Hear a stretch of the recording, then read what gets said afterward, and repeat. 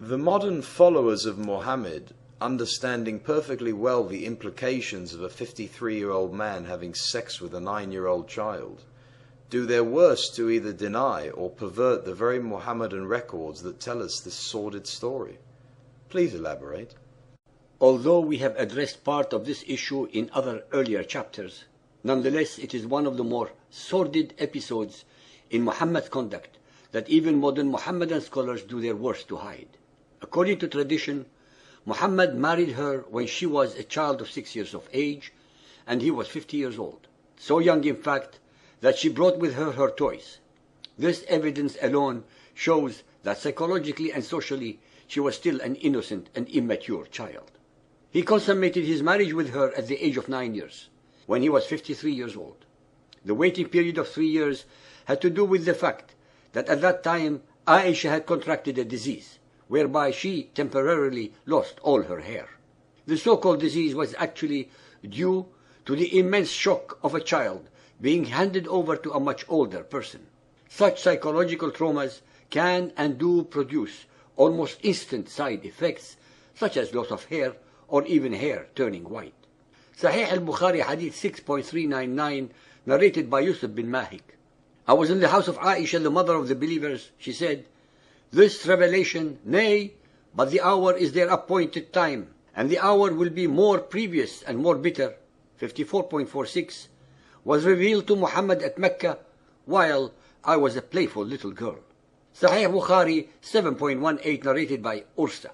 The Prophet asked Abu Bakr for Aisha's hand in marriage.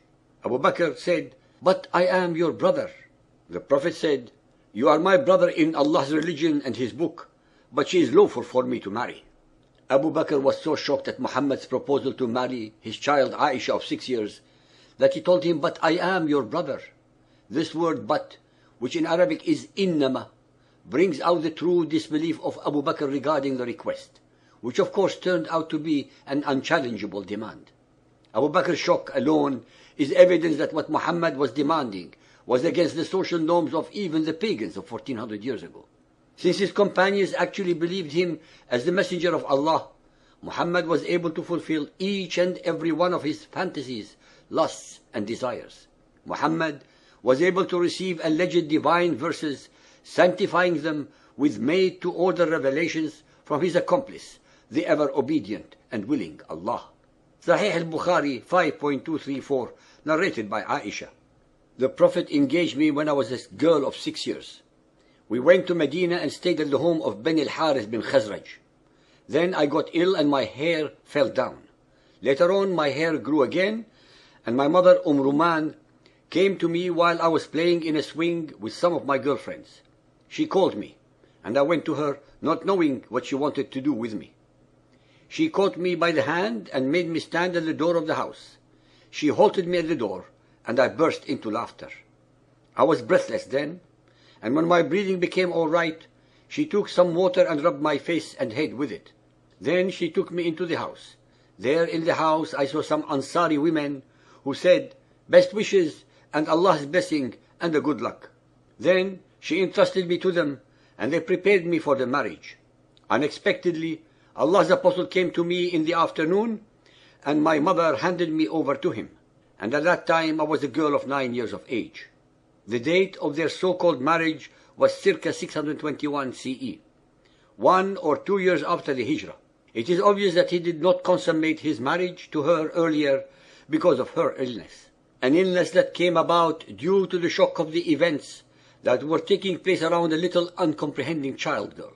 Sahih Bukhari 9.139, narrated by Aisha. Allah's apostle said to me, "You were shown to me twice in my dream before I married you.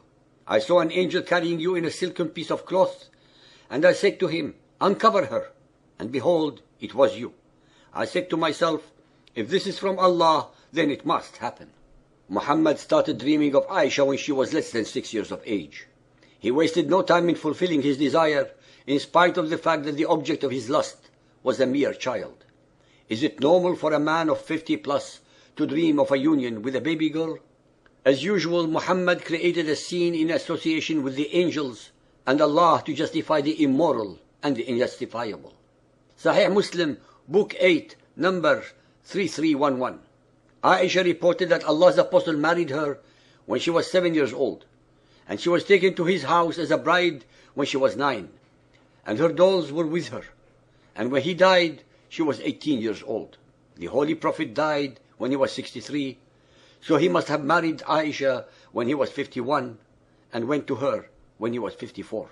Sahih Bukhari, Volume 5, Book 58, number 245, narrated by Aisha.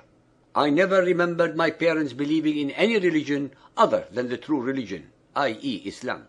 If Aisha was older, i.e. 16 or 18, as some Muslims claim, she would have remembered the religion of her parents prior to becoming Muslims. Sahih al-Bukhari 7.88, narrated by Ursa.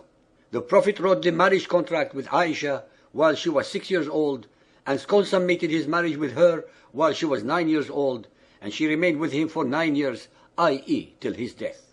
Sahih Bukhari 8.151, narrated by Aisha. I used to play with the dolls in the presence of the Prophet, and my girlfriends who also used to play with me. When Allah's Apostle used to enter my dwelling place, they used to hide themselves, but the Prophet would call them to join and play with me. Fath al-Bari, page 143, volume 13, explains the obvious. The playing with the dolls and similar images is forbidden, but it was allowed for Aisha at that time, as she was a little girl not yet reached the age of puberty. Muhammad was invariably permitted by the ever-obliging Allah to have Allah's rules broken only in his case. Once again, another Muhammadan scholar confirms that Aisha had not then reached puberty. Sunan of Abu Dawood, Hadith 2380, narrated by Aisha. The Prophet used to kiss her and suck her tongue when he was fasting. Al-Tirmidhi, Hadith 6182, narrated by Aisha. Gabriel brought a picture of her on a piece of green silk to Allah's Messenger and said, "This is your wife in this world and the next." In this hadith, Gabriel brought a picture of Aisha, but not Aisha herself. It seems that Allah found a great deal of time to accommodate and be at the beck and call of Muhammad's personal needs as well as those of his household. None of the Hebrew prophets ever received such minutiae of attention to their personal requirements and comfort, even those with whom he befriended, as Abraham, or talked direct to Moses. Sahih al-Bukhari 1.229, narrated by Aisha. I used to wash the traces of janaba, semen, from the clothes of the Prophet, and he used to go for prayers while traces of water were still on it. Sahih al-Bukhari, volume 7, book 62, number 17, narrated by Jabir bin Abdullah. When I got married, Allah's Apostle said to me, "What type of lady have you married?" I replied, "I have married a matron." He said, "Why? Don't you have a liking for the virgins and for fondling them?" Jabir also said, Allah's Apostle said, "Why didn't you marry a young girl so that you might play with her and she with you?" In the classic history of the life of Muhammad, Sirat Rasulullah, by Ibn Ishaq, page 311, there is an account in which Muhammad expressed a marital interest in a crawling baby. This event seems to have occurred around the time of the Battle of Badr, which would have made Muhammad approximately 55 years old. Suhaili 2.79 in the Riwayah of Yunus. Ibn Ishaq recorded that the Apostle saw her, al-Fadl, when she was a baby crawling before him, and said, "If she grows up and I am still alive, I will marry her." But he died before she grew up. So Muhammad's interest in young girls extended beyond Aisha. Why would anyone think that Muhammad's sexual interest in babies be the timeless expression of the will of Allah?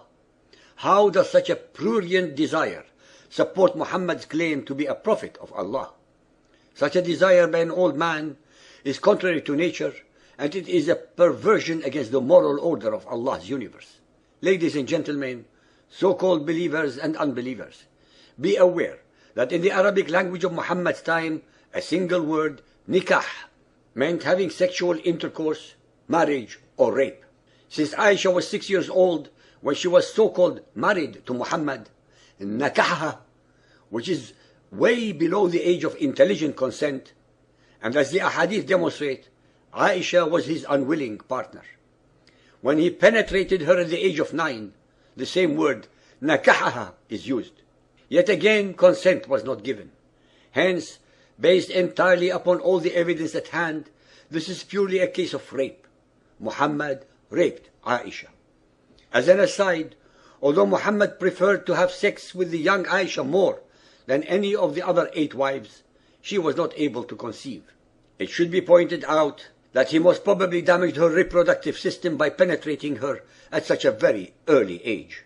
So-called believers, go to Google and investigate this subject, and you will find to your shock and amazement that the current Muhammadan sources tell you that he married her at the age of 10 to 11 and consummated their marriage at the age 14, 18 or 19. Why pervert the original hadiths and deceive the readers if it was a morally, culturally and biologically acceptable case?